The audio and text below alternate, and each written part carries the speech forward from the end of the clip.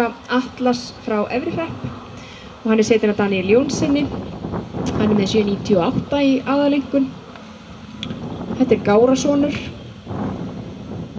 og hann hefur hlotið 7,98 fyrir sköpulag, 7,97 fyrir hæfileika, 7,98 í aðalengun og með 8 fyrir tölt og 8 fyrir fegurð í reið.